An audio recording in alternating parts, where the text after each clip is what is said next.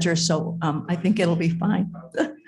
Welcome to Environmental Conservation in Ottawa County, tackling wicked problems in groundwater in Ottawa County. My name is Jan Dahlman. If you had expected Carol Crawford, who was advertised as a coordinator, please send her an email and help her to get well. She is ill this morning, so will not be presenting. But our presenter is here, and her name is Callie Melton. She is an elected member of the Ottawa Conservation District Board of Directors, one of 3 or 4 Democrats elected. She has spent most of her life in Ottawa County. She lives in Chester Township, so she drove this morning from Sparta. So she's been on the road for a bit.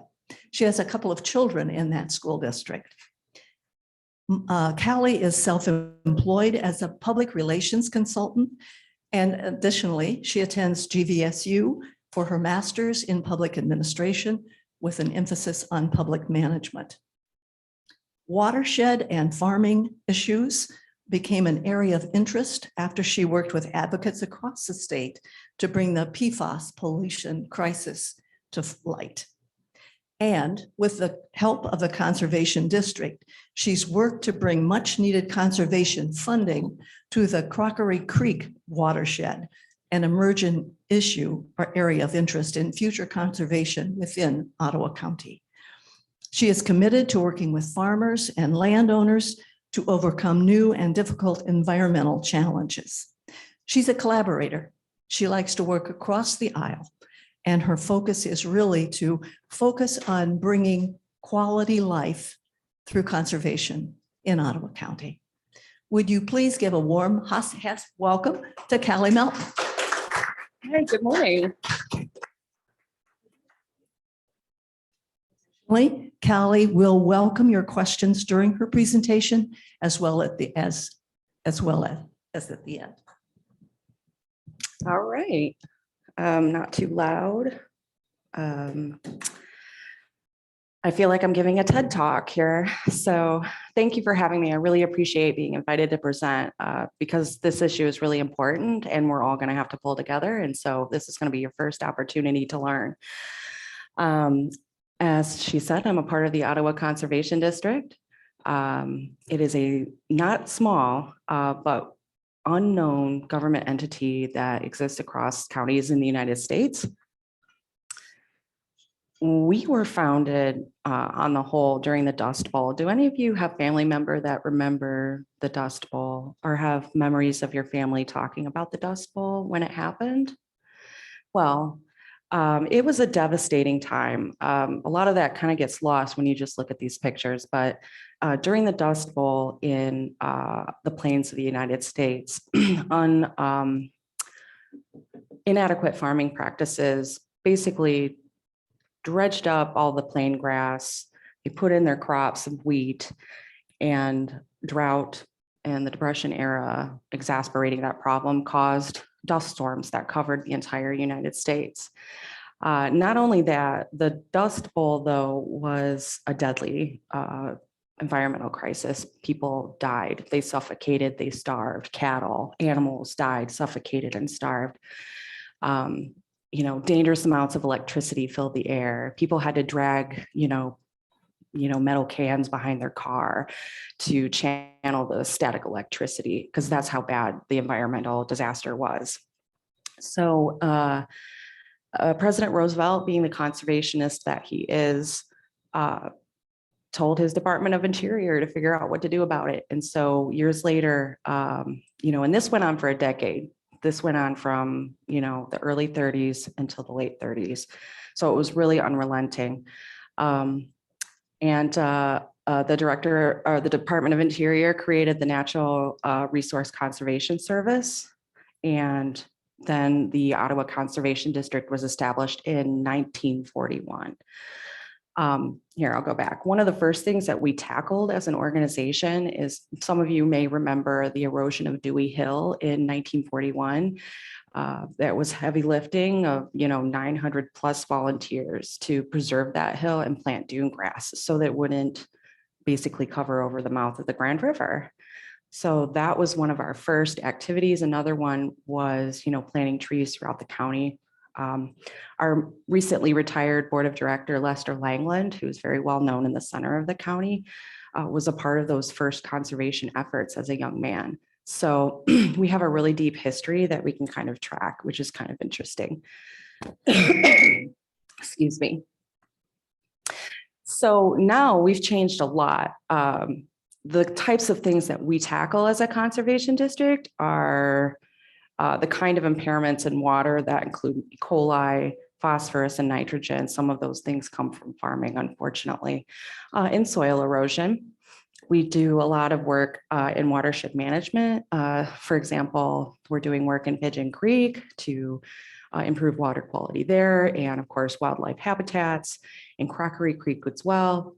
We're just wrapping up a grant in Deer and Bass Creek, which is also up in Chester Township, where we were providing cover crops and septic replacements and things like that. So ways to manage our watersheds and keep them healthy in a natural state so that the wildlife can exist and so that we can enjoy them. We do a lot of invasive species removal. I'll get into that a little bit. And then we also really focus a lot on the farming best management practices that we hope that local farmers are going to implement that are going to help them deal with, manure management, water runoff, nutrient management, making sure those things don't get into the water and then float into the Grand River and then into the lake. So these are the different initiatives that we have in place. We have the big farmland water quality conservation initiative, which is designed specifically to tackle groundwater itself. And I'll get into that in a little bit. Again, our West Michigan Cooperative Invasive Species program tackles really nasty invasive species in our waterways, and also in northern Michigan, woolly hemlock adalgid is like a fungus or a mite that invades hemlock trees. And in order to prevent that from moving up into the Upper Peninsula, we spend a lot of time in northern Michigan treating these trees so that it doesn't wipe out the population. Some of you might remember the ash borer that really wiped out some of our ash trees. Similarly, while there's no treatment for that, I think, we're doing that kind of work to preserve our natural resources from things that are coming from, other places. So we also do a vegetation removal assurance permit. That is like if you're going to build on the lake or in a wetland, we make sure that you're doing it properly so that you're, preserving the natural resource upon which you build. So lots of really important things. Again, not a lot of people know about who we are. Local governments do, but we're starting to kind of get the word out, that we exist. So we call it the Regional Conservation Partnership Program, but this is our farmland quality and water quality preservation work. So in conjunction with our county partners, we secured 3.7 million. It's a matching grant, so half of that. But in total, it's $3.7 million in matching. And that provides assistance to farmers to put in cover crops, other technical assistance, education around farming best management practices that are going to help us conserve groundwater. A lot of these things, they overlap, whether it's protecting the bees, it overlaps into the water quality. So a lot of these things fold into one another on issues that we need to tackle. We just rolled this out not too long ago, so it's just starting. But, already we're getting a really positive response.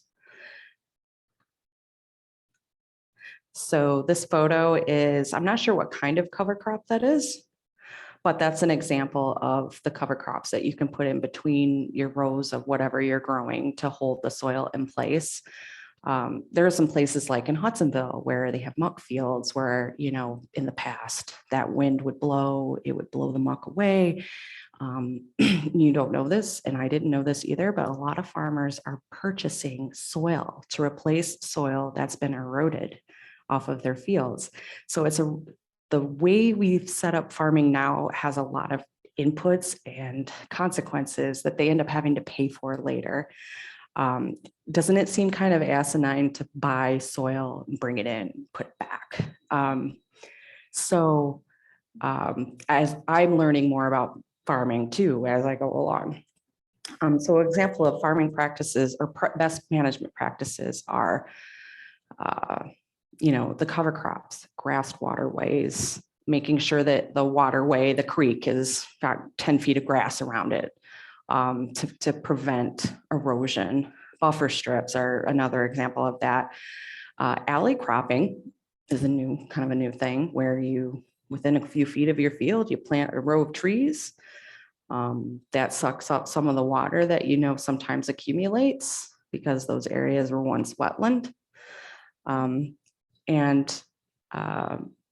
They call it regenerative agricultural practices, but basically it really reiterates what Indigenous folks were doing many moons ago before we came here. I am not the expert on farming best management practices, so if you have any questions, I encourage you to contact our staff. I'm sure you know a farmer or two in your life, and so passing some of this information on to them would be extremely helpful. So we are governed by a board of directors. On the right here, you'll see some of our staff. Our executive director is Megan Bowes. She is a very smart, capable financial manager. I have to really commend her for how at one time we were about ready to close our doors. Now we're a booming, organization with grants of about $4.5 million. We are an elected board, but our elected board is elected on a different way than, like, say, the Ottawa County, on the Ottawa County level. So we clerk our own elections. And so typically, like, I won with 56 votes. Right? Rivco won with 122, so it's a very low turnout, but I mean, it's, those are informed voters that know that exist. And so, in 2 years, we'll have another election, and I encourage you to stay tuned. So moving on, our financial resources are numerous. They include federal level grants, including state level grants. And then, of course, we're working more on tapping into foundational grants. So we have what we call a fee for service, which is part of our vegetation removal assurance, where we work with local governments to remove invasive species. And it's much cheaper to work with us than it is to go to a landscape, company and ask them to do that. So in a way, we're providing a really essential service for much cheaper than what you would get on the private level. So again, the Sand Creek and Crockery Creek restoration initiatives, we have a fair amount of funding for best management practices, of course, but also septics. Some folks might live on a waterway and their septic has failed and they don't have the money to fix it. That's a tough one. So we have the septic replacement to help deal with some of the E. coli that's in the water. And for some of you who may live near Rush Creek is a prime example of a waterway that has an excessive amount of human E. coli in the water, which you don't want to necessarily be exposed to. We don't service the Rush Creek area, but believe me, we would love to. Very soon, we're going to be doing like a survey of agriculture that live out in Crockery Creek. So they're going to be receiving something in the mail, and then they can tell us what their natural resource concerns. That way we can tailor our outreach in Crockery to what they need. And Crockery Creek is in the northernmost part of Ottawa County. So Ottawa County is kind of shaped like a box with a box on top. That's where Chester Township is. We work with Grand Valley, the Annis Water Institute, in conjunction with this one. Repeat. So with our water quality and farmland preservation program, this one right here, which is a basic repeat of the one I was talking about earlier, our goals with that are to address groundwater quality and surface water quality concerns. Right now you couldn't just walk to your creek and take a cup of water out of it and drink it, could you? We are very, very good as a society in polluting our surface waters. And so some of these things that we want to put into place will help keep that surface water clean as we start shifting away from drawing up groundwater to drink and to swim and to do all those things. We want to improve aquatic and wildlife habitat. A lot of the developments and impacts that we have on our natural resources hurt that area's ability to sustain wildlife. So we want to improve that as well, because that feeds into the general circle of water quality. And this project is a little bit bigger than the county itself, because watersheds don't have county jurisdictions. So in this program, we've partnered with Newaygo County and Kent County and Allegan County. So it's very exciting with the partnerships that we have in place. And these are just a few examples of the partners that we utilize. In terms of other conservation districts, which can be very small, ours is actually quite big. So we have lots of partners and we partner with other conservation districts. These are some of our local partners. I'm not sure where any of you live. Maybe you all live in Holland, but I would encourage you all, as I do at the end of this presentation, to speak to your elected leaders about this issue and let them know that you're concerned about it. Otherwise, they're going to ignore it because it's a big problem. Hi there. Hi. So I want to make sure I caught something that you said just a moment ago. If I caught it, as we shift away from dried up groundwater to use of surface water, is that correct? Yes, I want to caveat that, because it's not like we're going to go pull water out of a lake to drink, but they're trying to find ways for us to shift away from utilizing groundwater. And that will come from what I talk about a little bit later, is what the county is trying to work on. They would like to install water facilities, right? Utilities across the county. That's a lot easier said than done. But in recycling the water that we're pulling up, right, we're reusing it instead of just putting it back into the ground, and it may or may not soak back into the ground, like deep is what we want, right? So that is an aspiration. That is so easier said than done, because putting in that kind of infrastructure is, and we've got a huge county. So from the north to the south, people have been on wells. So that's what I mean by shifting away from groundwater, is shifting toward, water, our facilities and cleaning that water and putting it back out for people to use. I understand. So, is there data about the groundwater levels over time for the last? Yes. Yes. And what does that look like? Are you going to cover? I'm going to get right into that. You're right on time. Okay. So I include this, especially when you're talking to farmers. Nobody likes being told, you're doing something, this is your fault, you need to fix it. So when I say do the best you can until you know better, and then when you know better, do better. So it's all about learning something new and putting that into practice. And these issues are really tough, because especially with pollution, because we all have to confront the ways in which we operate and contribute to pollution. So I encourage everyone to put on their listening ears, their thinking caps. We're all to blame for this problem. This is not agriculture's problem. This isn't Allendale's problem. This is Ottawa County's problem. And it's not even just Ottawa County's problem, it's a statewide problem. So there's no one single source of blame. And that is the one thing I want to kind of, when I'm saying put out there, it's not about blame, but it is about you learning and taking action at home. And so that's kind of what I'm going to get into in a little bit. I will get into your facts and figures here really quick. So I've lived in Ottawa County most of my life. It has changed a lot. It has grown up a lot. I particularly grew up in Hudsonville. I was shocked to see all the development from moving to Illinois and coming back. There's just been way uncontrolled growth. So, and by that, we're the fastest growing county in the state, which is good in some ways and bad in others. We had a population explosion between 2010 and 2020. I'd be interested to know, of course, now that we're post-pandemic, what those numbers are.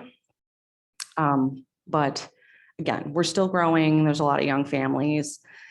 We've had a 17% loss of farmland, and that in a way adds to some of our issues. So we have groundwater depletion. Another interesting fact I like to put out there is that, you know, between 2012 and 2017, we had a series of really extreme weather events going on in the spring and in the fall. And that really impacted our farmers' ability to get crops into the ground or to get them out when they were done. And during that time, there was a 43% decline in farming related income. I like to highlight that because I don't usually say the word climate change very often, but I think we are having issues with climate change. And I can tell you right now that there's a fact right there that can show you what impact our weather is having on our number one industry. So this, let me just check what one this is. So this is water usage in Ottawa County, you know, from the onset. You can see what's estimated here, and then this is simulated water use.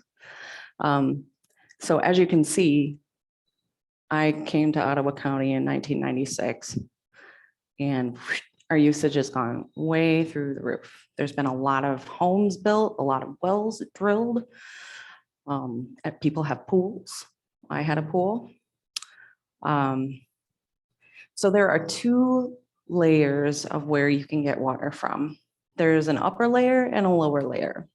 So the drift layer is the upper layer. That's the one that's going to be closest to the top of the ground. These are the types of wells that have been put in place.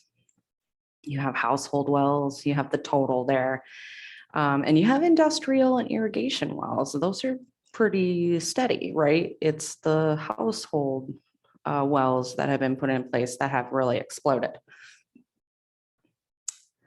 So this is about the lower layer, the rock layer, the bedrock water. Same, you know, household has exploded. Irrigation and industry has pretty much remained the same. That doesn't necessarily mean that their water usage isn't high. It just means the amount of wells that have been put in place have been stagnant. So I'll just caveat that. This is just a visual image of where all the wells are that we know of in Ottawa County. The one on okay, so that'll be your left. That is total. The one in the middle are, you know, it says bedrock wells. So those will be deeper wells, or excuse me, these are the deep ones, right? Because in the middle of the county, and I'll get to that in a second, there's a layer of rock underneath there. So there is no drift layer, upper layer for them to tap from, which is why they're going deeper.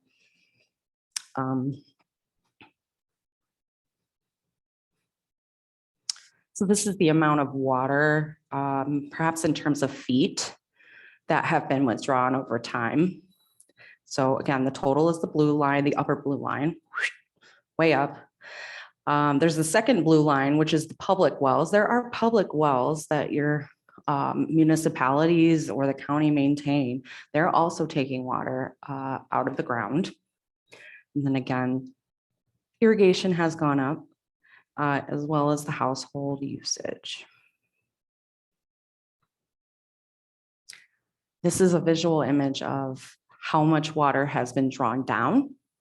So, of course, in the center of the county, you can see that it has been drawn down about 14 to 16.5 meters. That's, I can't calculate that quickly, but in some places that's 40 feet. 40 feet of water in the ground has been drawn down. So just to explain a little bit about what I was talking about earlier, where there in some parts of the county, there's a clay layer. So we get our water from the Marshall bedrock aquifer. Those layers are not totally contingent, right? In the center of the county, we have this impervious clay layer. God only knows why that's there. Most people would normally just get their water from up here. But because either the water quality is not good or there's not enough water in the drift layer, they're drilling down into the Marshall bedrock to get their water. This is leading to an upwelling of brine water, and I'll get to that in just a second. This is an image that kind of describes the rock formations in the state. This is not all of them, there are many. Ours again comes from the Marshall Formation. So that would be brown, okay. And that covers like the whole state, you know what I'm saying? So it's like underneath. So just kind of explain how that all works. I don't think they know exactly where the water in the aquifers came from. They have guesses, but they're not totally sure. But over years, they've formed through volcanic eruptions over billions and billions of years. And so I'll get into a little bit more about this, but this is about the chloride concentrations and how water that contains brine is upwelling to the surface. So on the surface, there are different places that connect to different levels of the rock formations. Some of those layers connect to the Marshall Aquifer, and that's where it draws water up. Normally, we would either swim or drink and not know anything about these, right? But water is moving up and then, of course, moving back down in all parts of Michigan.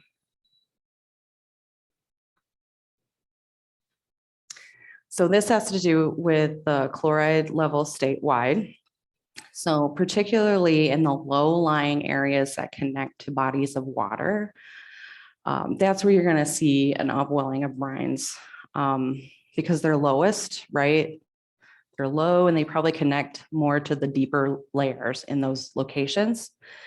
And so whether it be farming or wells or what have you, this upwelling of brine is happening in these different locations. So of course, along our lakeshore, and then in Oscoda, Lake Huron, and Lenawee County, I think it's called. So that chloride though isn't good to drink. It's not good for wildlife. It's not good for, you know what I'm saying? So the fact that we're sucking out all the clean water and drawing up ancient brine is just not good. This is a visual of the amount of chloride that is coming up into the shallow layer of aquifer, or the shallow drift wells. It's not that much, but it's still shocking that that's happening, that it's coming up literally that far to the top. And this, of course, is where the upwelling of brines in the places where you have the deep bedrock wells. And also, you know, that drift layer is there. So folks don't have a way to access other water sources because of that clay layer they have to punch through in order to get a well drilled. It's not so bad, I suppose, living in, well, no, it is bad because Robinson Township has all kinds of greenhouses and shrubs and blueberries. You know, Crockery is a place where the Grand Rapids comes on through and there's a lot of wetlands over there. And I'll get to that in a second. Some of that water is up, that brine water is upwelling into the Grand River. So this is a simulation here. It's kind of hard to see, but this is a simulation of how water has been moving underground. So The one, very here far on the right-hand side, that shows how water flowed back when all this first started. This is kind of a more natural state. And as we're drilling in and installing wells, water starts to flow in different directions where it normally doesn't go. So like this probably represents the Grand River here. And then there's upwelling to the surface where it normally wouldn't be, right? And so this is us now. This is a few years ago, actually. We're getting upwelling of brines and water flowing in places that it wasn't naturally intended. And of course, you don't want that in the water. So, our activity, unfortunately, is changing the natural way in which water flows underground. And in this it's significant in this instance. This is another image of like where water comes up to the ground for us to access. And at one time it was here and now it's down here. That's not really how it's supposed to operate. We don't know what the consequences of that are going to be.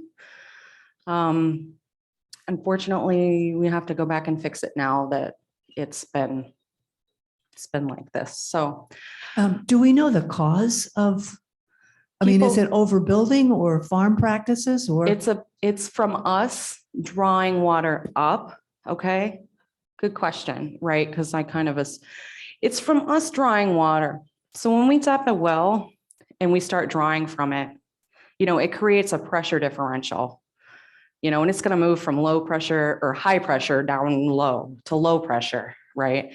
So if you're sucking water from a place it doesn't usually come out of, it starts moving. The water underground starts moving in that direction and starts to want to come up here. The water should be going into the Grand River, right? That's where it connects for water flow. So again, it's like, if you take a straw and put it in water and you start to suck on it, and let's pretend it just automatically keeps flowing, right? That's what's happening. People are just drawing water up, sucking like a straw. And so the water is going to go where it's being drawn out, right? And so that's what's causing it. Not good news, but can be fixed if we all act together. Do you have a question? I don't think this is an Ottawa County issue, but what about companies like Nestle when who are drawing massive amounts of water out to sell with bottled water? Is that a problem that you have some thoughts on? Oh yeah, I have lots of thoughts on that. I do not know for sure whether or not drawing up over there impacts us over here. I think it would, but I can't say that for certain. What Nestle, well, it's no longer Nestle, it's some other private company they've sold. A few years ago, I did some videos on the PFAS thing for a group called For Our Future. And I went up to Avar and filmed. You can see the level of surface water has been drawn down. It's very obvious. People are like, oh, it's making our town money. And, there's so many good things about it. But, our water sources are finite. We like to think that they're infinite, but they're not.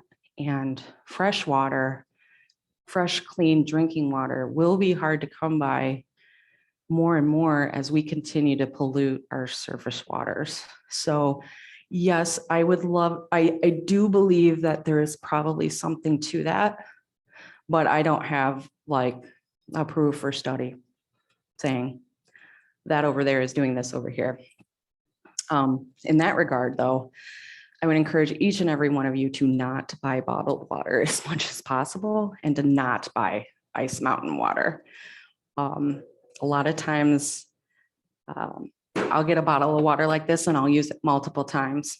I'm very good at losing things. And so I get these refillable things. Get water out of your tap. If only buy a bottled water when you're desperate, you know what I'm saying? So I would cut that out of your life because we don't know It probably is. And, those companies are really unscrupulous. So, sorry.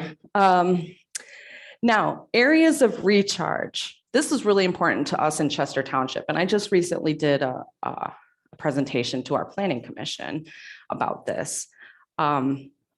This is preliminary, of course, but they think some of these key areas where the water will sink down into the ground, deep into the bedrock layer, are in these areas where, you see these blue stripes. Of course, here would be a no, because that clay layer is there.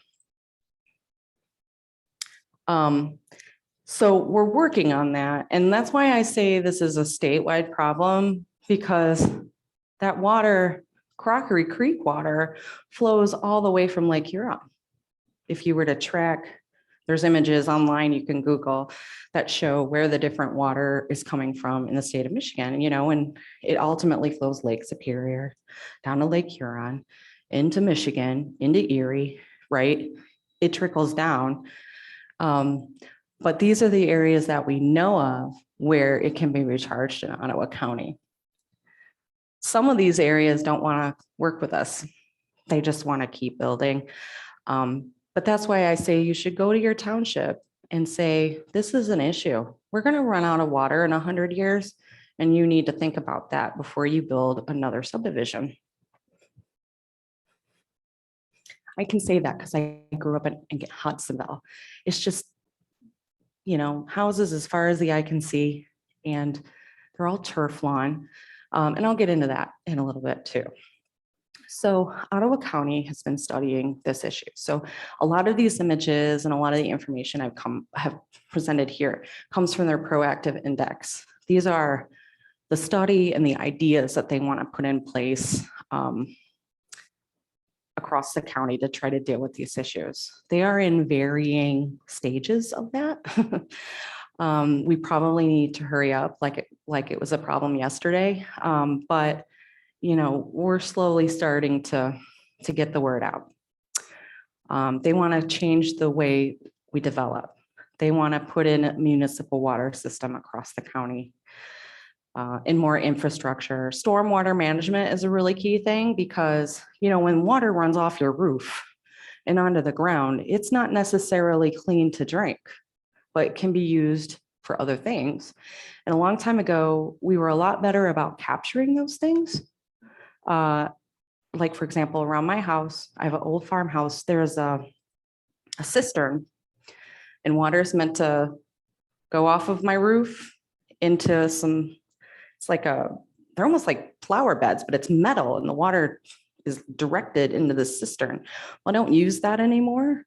But if I, 100 years ago didn't have as much access to water, Lester told me that they would use it for baths, and they can use it to water their gardens, and they can use it for other things.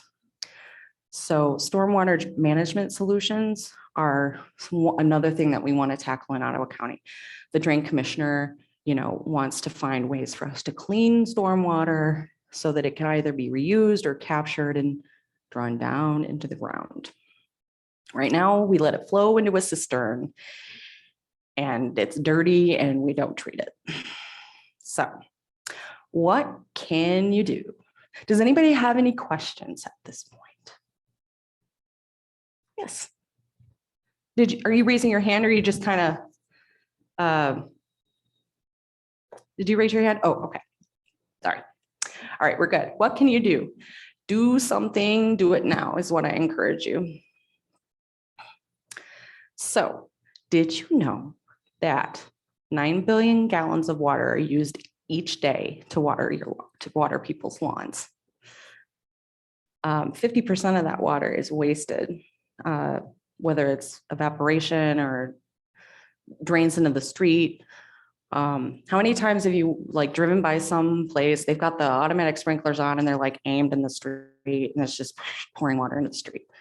And you're like, fix that, right? We waste a lot of water. I think we just think it'll just, recycle and come back, But if you use so much of it that it can't do that, then you're going to run into an issue, and that's where we are. So these are the things that you can do. These are very easy, and actually will probably save you a ton of time. Ditch the idea of the turf lawn. In Hudsonville, everybody's got a turf lawn. There's perfect. There's no weeds. It's beautiful. The kids can play on it, but that's not natural. It's not. We were once wetlands, so the native plants that you're starting to see, you can see that in Holland and Grand Haven, where people are doing more native plantings. That is what it was naturally like. And we want to try to get back to that. That helps the water sink down into the ground. It also saves you a lot of time in mowing your lawn and maintaining your lawn. I say, try to get back to that a little bit. Let your grass grow a little taller. If there's a section of your property that you're not using, let it grow. It increases water absorption and the roots will grow deeper. Stop using fertilizer. That stuff isn't necessarily good for the environment. And what ends up happening is it filters into the water and gets into the water, and then you can't get it out. And then it flows into a lake, and then your lake starts having trouble with phosphorus and algae and other things. Of course, native plantings. And then I don't know if any of you heard about the No Mow May movement. That's kind of a new thing. When that came around this year, I was like, yeah. So in the month of May, don't mow your lawn or mow it less, right? You got to be practical about this, because if you let your grass grow up tall, then you won't be able to mow it. But if you let it grow up, that's good habitat for pollinators. It helps water absorb into the ground. There are so many benefits to that. And so I would submit to you all to mow less and fertilize less. This is I love this infographic. But on this side, you can see turf grass. This is turf grass. See how short that is? This is what naturally would be here if we hadn't developed, right? See how deep those go? 10 feet. There's no way, erosion would happen if every single inch of, what I'm saying, we're covered in this. But that's what was here. So we need to get back to that. I encourage you to try to get back to that. Callie?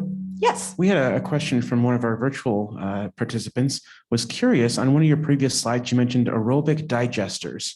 Can you clarify what those are? Aerobic digesters. Yes. So in aerobic digesters are good, like water cleansing and processing when you don't have access to a facility.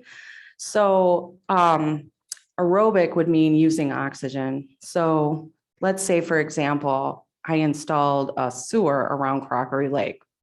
Okay. I could funnel that into an aerobic digester to clean it, right? Or to partially clean it and then treat it again. So it's a form of treating and cleansing, right? That includes oxygen. When water flows and it foams up, that's a cleansing action. Unless it's PFAS or something like that, that can't be broken down, most of the time, the water will be cleaned by that action. So I think that's what an aerobic digester is. I am not an expert on those things, but it involves oxygen. There's aerobic digesters and anaerobic digesters. And I think that's something that the county wants to do more of. I mean, they really got to think about how they're going to fund that, but you might want to you wouldn't put a waste treatment facility in Chester, but you might put an aerobic digester there to start the treatment process. Sprinkler systems. Do ditch the automated watering. Water your lawn only when it needs it, especially and less so during drought, I would encourage. Landscaped areas require less water because they have a lot of mulch. So if you're going to have a sprinkler system, water at night or water early in the morning. I can't count how many times I've driven through the center of the county and everybody is watering their lawn and it's 89 degrees out in the heat of the day. A majority of that water evaporates. It doesn't soak into the ground, and that's what you want it to do. You want it to soak 1 or 2 inches down into the ground to keep the ground wet, not the air or the top, right?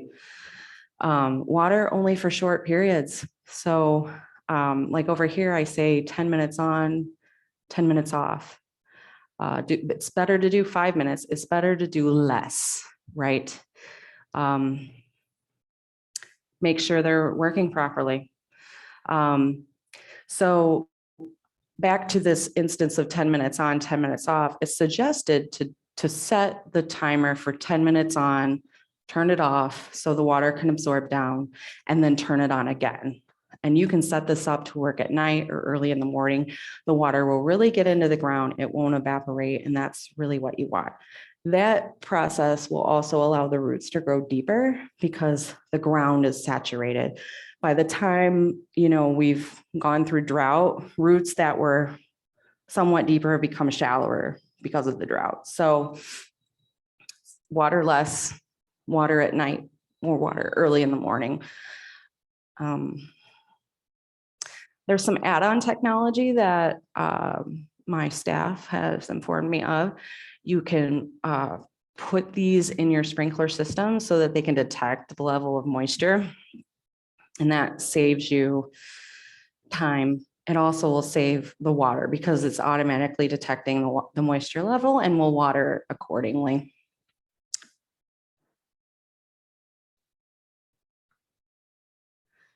So this is a neat one, a drip or micro irrigation system. This is like a garden, and I really like these photos. So you can run these little plastic lines along the outside or in your garden and install these heads here. This saves water because it drips down. You can reduce your water usage up to 70%. So it's definitely a lot more controlled and automated. I don't think that's all that expensive either. It's just the pain of putting it into place, I think. Gray water systems.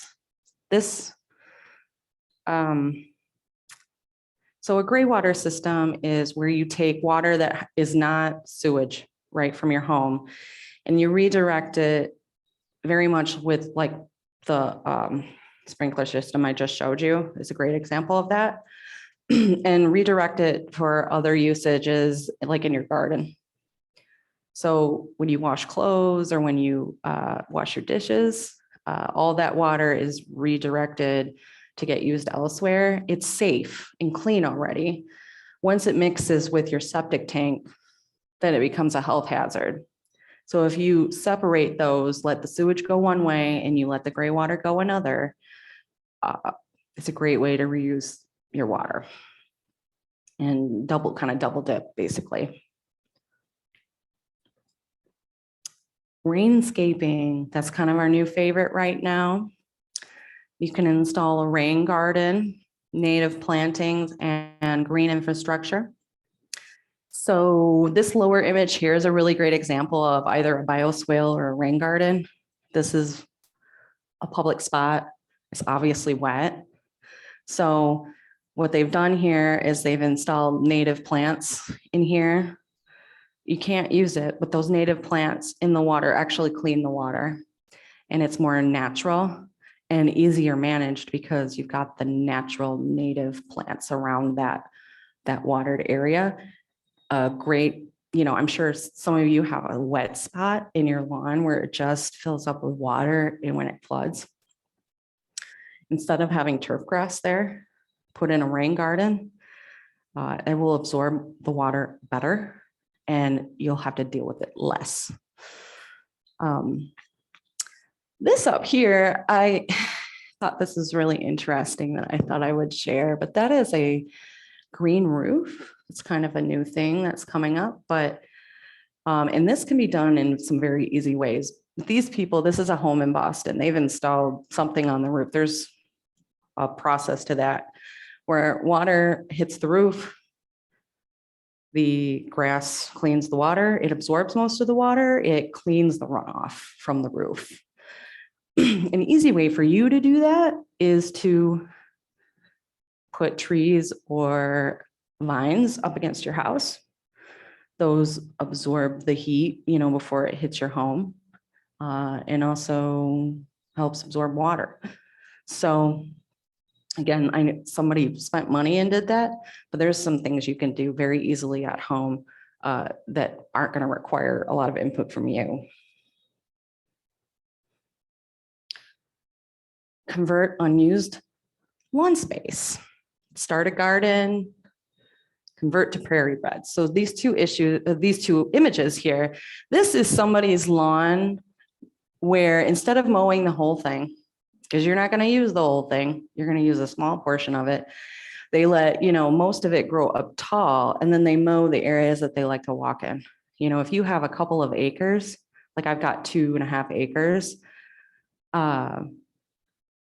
there's a lot of mowing that can be done, but I tell my husband, let this area grow up tall. Don't mess with it. Leave it alone. Save your gas, save your time. This image, which is a little harder to see, is a rain garden. So if you can imagine over here in this corner where you can't see, there's storm water ducts, flow into that area, and they've planted native grasses there, or native grasses and native plants.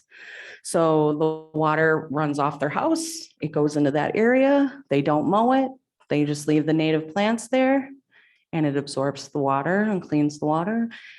And it's as simple as that. It doesn't require, once you've planted that stuff in the ground, you really don't have to maintain it because it's just native, right? Here's another, this one comes from the city of Royal Oak, this image here. So you can see on the left here, this house has this huge area of flooding. It's not great, So instead, they did this. They put in a landscaped area. They planted these native plants, and maybe there's some wetness, but it'll be dealt with much faster because the native plants will absorb it, and it'll let the water absorb into the ground much better. Those long roots are like tunnels, or nerves that allow that water to travel down, right? So that's a really easy thing you can do at home if you have a wet area that you don't know what to deal with. Rain barrels. This is kind of a new, not new, back to the old school, right? So you install these barrels, you can get, you can buy those anywhere. From your drain spout, it goes into the barrel, and then at the bottom you have a spigot, and then you can use that to water the plants alongside your house, water your grass, capturing the water from the roof that would otherwise just go into the ground and you wouldn't be able to use it. So it's a way to reuse water. And depending on the way your house is shaped, if those are, I don't know how many gallons, maybe 30 gallons or 50 gallons. That's 50 gallons of water that you've recycled. That's a lot of water. And then even better, it absorbs into the ground because you're slowing down the flow, right? And putting it on your plants, and the plants, of course, clean the water, and down into the ground it goes. These, the Sierra Club, WEMIAC, those groups offer rain barrel workshops. So maybe that's something that you can easily search for, where they provide the materials and you can take it home and build one for yourself. You could buy a rain barrel like that at the store, or you can get a barrel off of a local farmer and reuse it. So it's really easy to do as long as you take the initiative to put it in place. Tips at the tap, and we're getting to the end of my presentation here. These are like some of those immediate things that you can do at home. Take 5-minute shower instead of bathe. Share your bath water. My husband and I will sometimes share our bath water if he's not completely disgusting. You know, it's 30 gallons, 30 to 40 gallons of water in the bathtub that you wouldn't otherwise reuse. And once you've used it, it's off into the ground. My grandmother used to do that. So again, back to the old school. Turn off the water while you're brushing your teeth. That's a pretty common one that people know how to do now. Put in low flow faucet heads or aerators. Actually, you can get a lot of those from Consumers Energy. Actually dug some up the other day. I was like, an aerator. And I stuck that on the faucet in my bathroom because the water just would flow a gallon a minute. That's how fast it goes. For me anyway. Check for leaks. If you have a leak in your home somewhere or a leak outside of your home, you're going to lose water. And, you know, your township does try to track some of that, like, oh, this person's using large amounts of water when they normally wouldn't. So we're going to check on that. You know, if something's dripping, drip, drip, drip, drip, you're going to lose, who knows, 10 gallons a day. Check those leaks and fix them if you can. Soak your dishes rather than using running water. That's sometimes that's hard to remember when you have a sink full of dishes, but you know, if you let your water run for 5 minutes, you've lost 2, 3, 4, 5 gallons of water. Run full loads of laundry instead of, you know, the low small load, right? Replace your appliances. If your water heater's leaking, replace it. Or if there's a leak in your toilet, try to find a way to either replace it or fix the leak. Set your mower blades too high. Everybody wants this like low grass. That way you don't have to mow it again in 2 days, right? But the taller your grass is, the more water absorbs into the ground. And ultimately, the healthier your lawn is going to be, actually. Because the taller it is, the deeper the roots will grow and the better it will hold in place. So start by setting it a little bit higher the next time you mow it, so it grows up just a little bit taller. And then reuse plastic bottles. I'm going back to that water withdrawal question we had earlier. This is not a groundwater thing, but I just want to reiterate to folks, reuse your plastic bottles, get your water from the tap. The Conservation District once a year does a native plant and grass sale, which just passed here in the spring. And then we do a native tree sale in the fall. So native trees, native grasses, native plants, again, all of those contribute to the overall health of the environment around your home. Sometimes, you know, some things that we do like the Dutch tulips and the Dutch flowers, you know, those are not all that harmful. But when you uproot what was in place to put in something that is not necessarily from this area, it affects the water absorption. So I would say just, you know, build that around what you prefer, right? This is not about being the absolute best native, you know, native lawn you can possibly, you know, put in place, but just do what you can where you can is what I encourage. So I would encourage you though to check out our tree sale coming up in the fall. We have lots and lots of trees, saplings, and that actually helps us fund our programs and pay our staff salaries and cover our overhead and things like that. So I would say, to wrap it up, forward this message to your friends, family, and neighbors. Tell 1 to 5 people that you heard this presentation and that these are some easy tips that they can incorporate, because I can't possibly do enough presentations to cover the entire county. And so we have to rely on you to try to forward that message.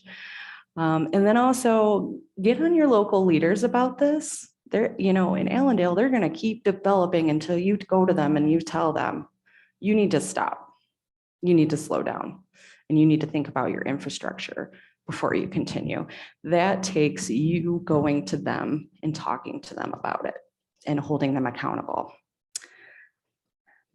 And here are my citations, and that's my end of my presentation. And if anyone has any questions, please throw them at me.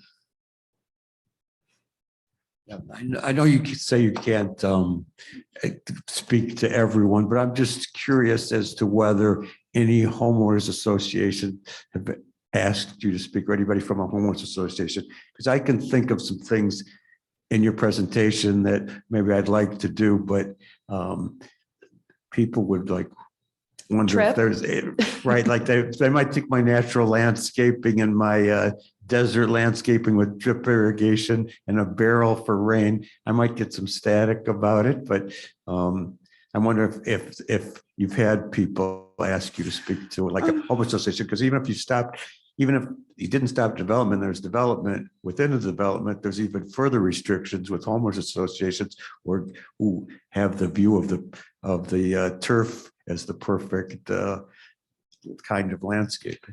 I've never lived in a homeowners association. I live out in the middle of nowhere where no one can see me unless they view me from satellite, so I'm not used to that level of scrutiny. What I would say is I would go to your homeowners association and say, this isn't healthy or natural. In 100 years, we're gonna run out of water and you need to change your rules to accommodate what we need in order to move forward as a community. There has been, and I've heard of folks who, there was a woman who served on our planning commission, and when she brought this up, they kicked her off. So no, it's not going to be, this is not an easy subject, and people are going to want to retreat into what they know is comfortable and what they're used to. It's hard to want to take action. But you have to go, you have to go to them and say, this is a problem. This is a real problem. And your association rules may not reflect that. Now, I will say that there are cities that are changing those rules. And I've seen it as I drive through different parts of the county, and in Sparta especially, they've latched onto that really well, where I see people who are letting areas of the grass grow up tall, or they're turning their right of way into a native area. So it just takes pressure from you. I would say that I would be willing to come out and give this talk again as many times as you think is necessary. So if you have a connection to a group of folks, I would do it over and over and over again, and that's what it's going to take.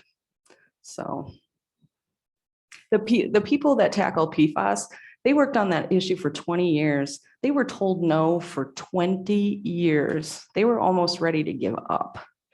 And then somehow the wall came down. So it just, sometimes it's the right time, the right people, the right moment.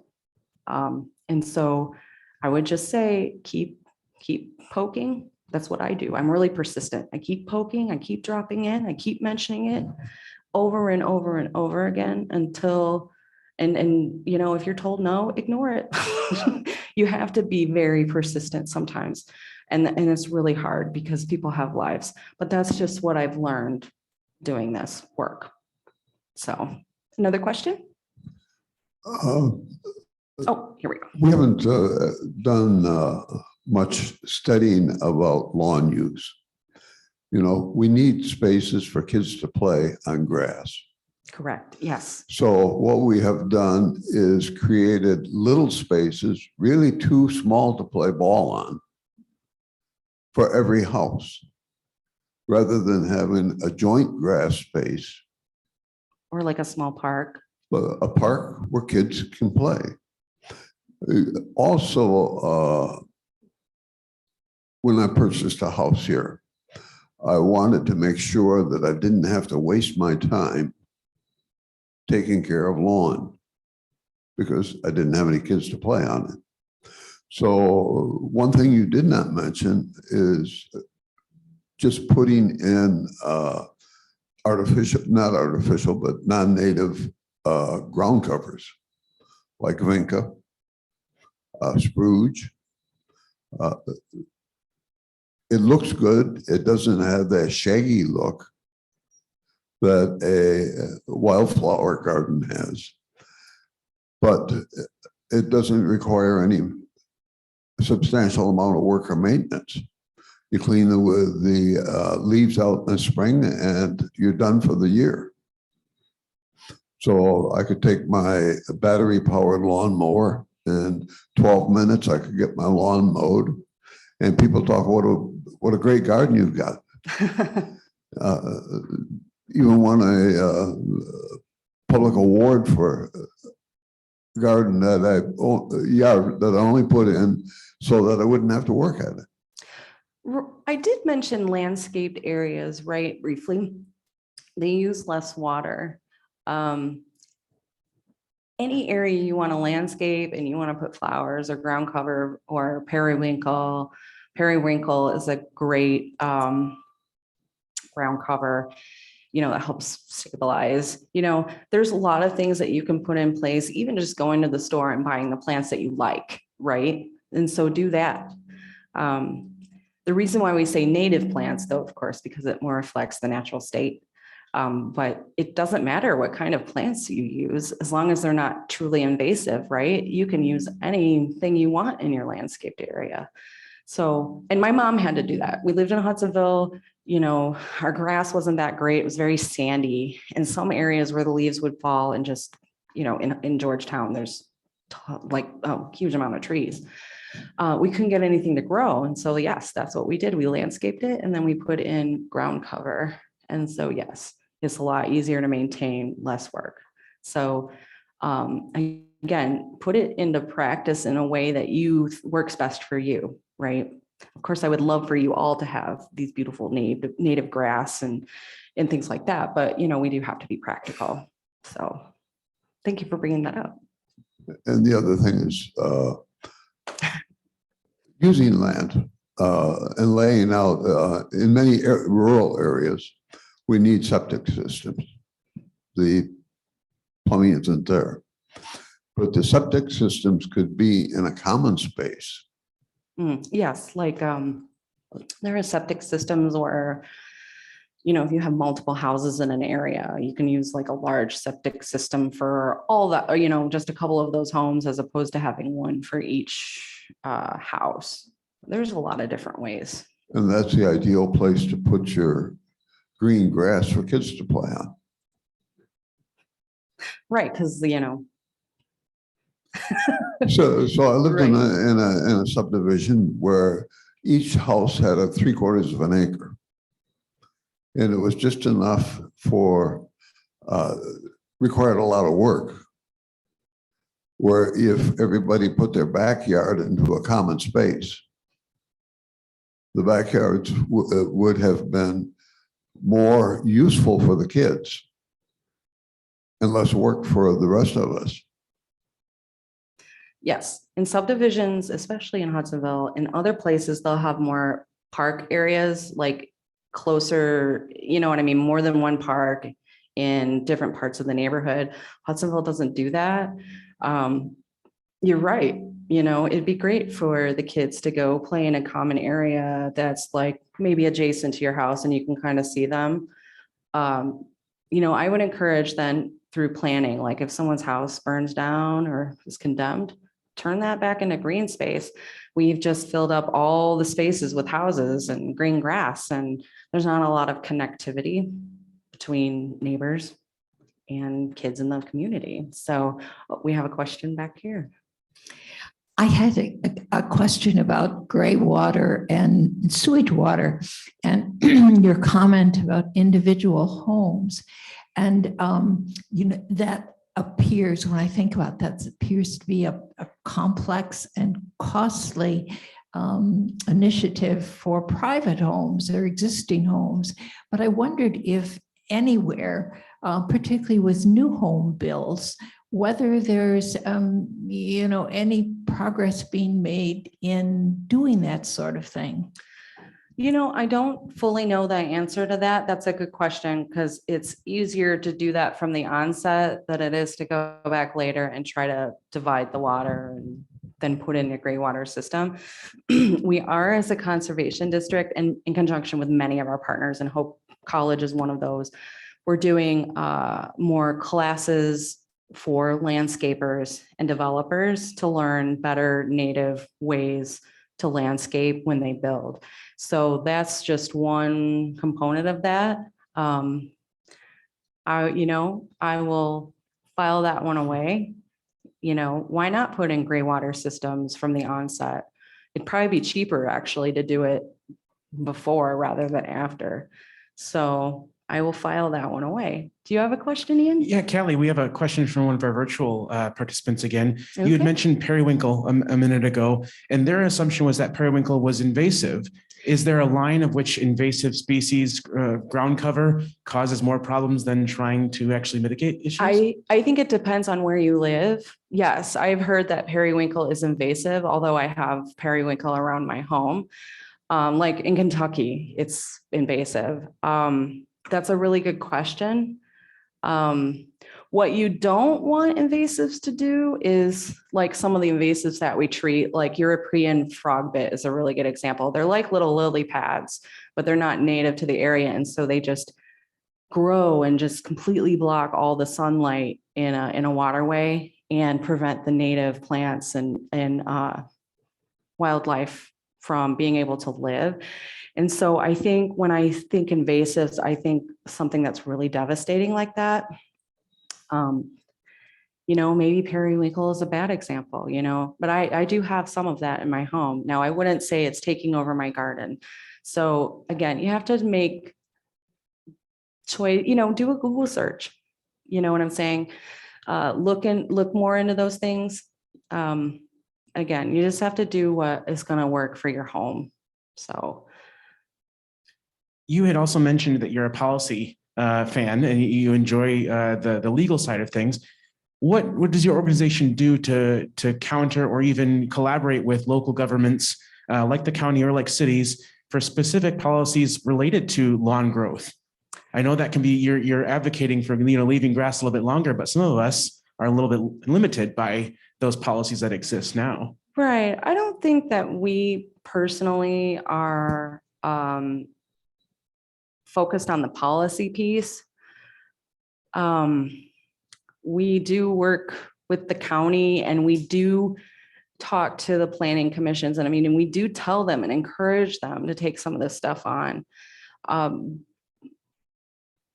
But at the end of the day, I think it's the folks that live in that area that have to demand it. Yes, if the city of Holland wants to put in place that you can have your grass a little bit higher, you should encourage that. We are not in the advocating realm. We're strictly in the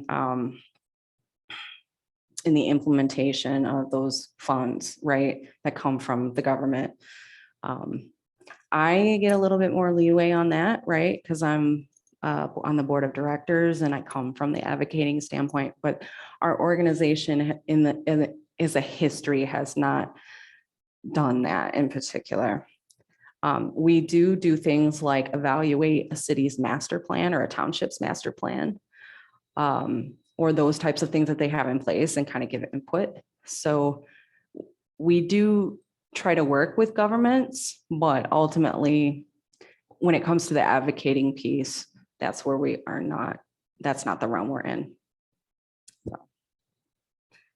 Any other questions? Yes, ma'am.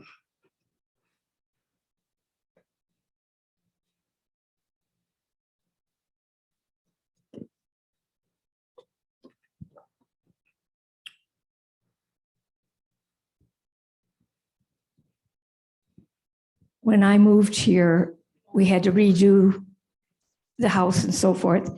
And my sister had me plant myrtle along the strip that is between the sidewalk and the roadway. You don't have to mow it.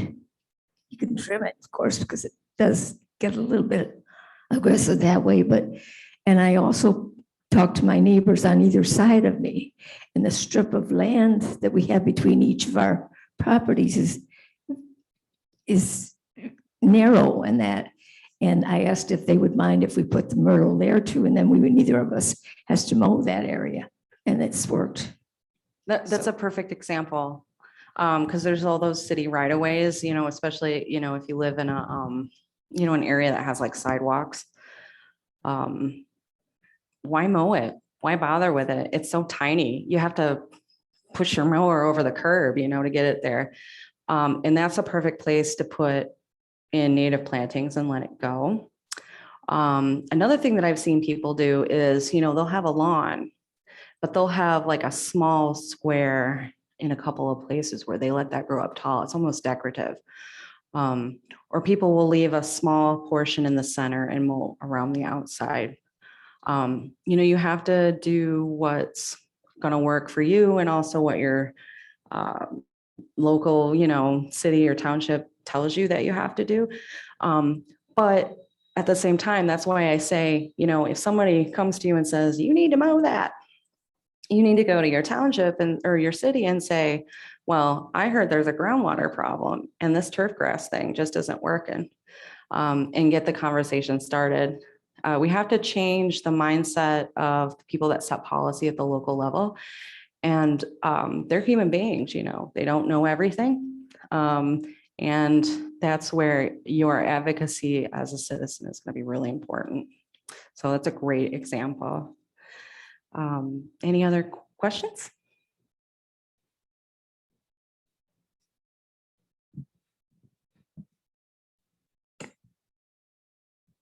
I heard you mention Robinson Township, and I didn't get what you said about it.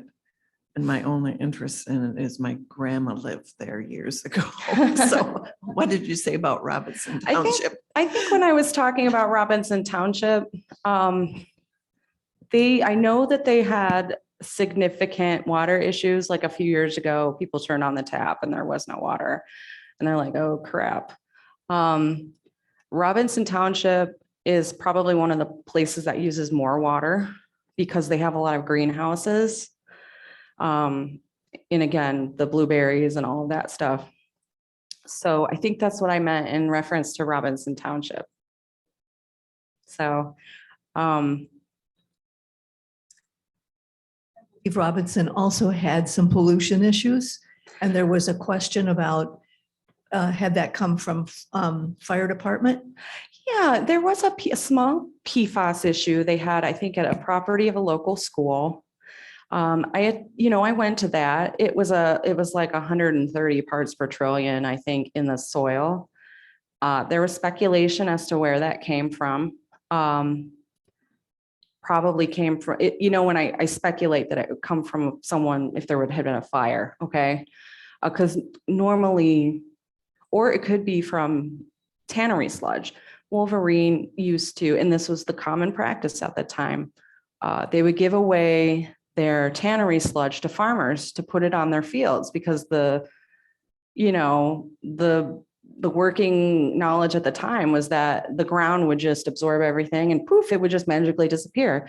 So there was some speculation as to whether or not there was a greenhouse out there that had used tannery sludge. They would not let anyone in to test the soil, which is suspicious. But that there's, in Rockford, like where the tannery had been located on the river, they had 10,000 parts per trillion, okay, in the soil, and the testing was off the charts.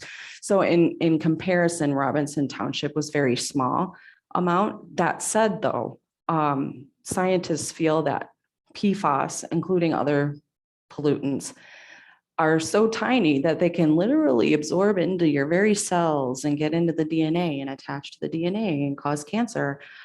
So even small amounts of PFAS can cause disruptions in the natural cycle. So I don't want to say that 130 parts per trillion is not nothing, right? Or it is nothing, it is something. But in comparison to like what happened in Rockford, it's just a small dot.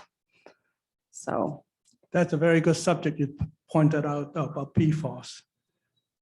PFAS at one time was used as an insecticide in the 1980s. And 3M, that supplied the material to this company, was not very happy. And eventually they had to find a different source of this PFAS. compound to make the insecticide. But that was eventually EPA canceled the license, so they couldn't launch it as a commercial product. That was in 1990. Are you aware of that? I am not. That's interesting. Yeah. Somebody knew something. I work with that. So that's what I know. Okay. The other thing I want to point out about water conservation you mentioned earlier. Did you know that you can take a shower without the water running all the time? I lather up. Before I do that, I got my body wet, turn off the water, lather up, and then you rinse it off. You save about 2-3 minutes every time you shower. That's perfect. That's about 3 or 4 gallons of water you save. Yeah. Well, and remember back in the day, your mom has like these antiques on, but they had a wash basin and a jug, people would spot wash. People did not submerge themselves in baths because they couldn't get enough water to do that. That's a really great, if you really, really want to save a little bit of water, turn the water off, lather up, turn it off for a minute, turn it back on. But again, back to that 5-minute shower, I don't need to take a 10-minute shower unless I really am not feeling motivated. I only need 5 minutes. And so just keep it short, it's a good idea. One more question? Perhaps we should spend more time looking at how people live in motorhomes with the separation of gray water and dark water. When you're in the desert in your motorhome, you learn to take a shower with very little water. Yeah. And perhaps those are practices we should be camping and wherever we go. And when you started, you talked about the dust storm here. Mm-hmm. And the days when you could not drive between Grand Haven and Holland because the dust was so bad. And very few people are aware that we had a CC, Civilian Conservation Corps camp, a major camp here in Ottawa County. That is a part of how the Ottawa Conservation District got put in place here. So that was all kind of married. That's where we started. Yeah. Clarence Reindeers and that whole group. Any other questions, comments? All right. We thank you very much, Callie, for your excellent presentation. And will you please give her a warm thank you from Haas?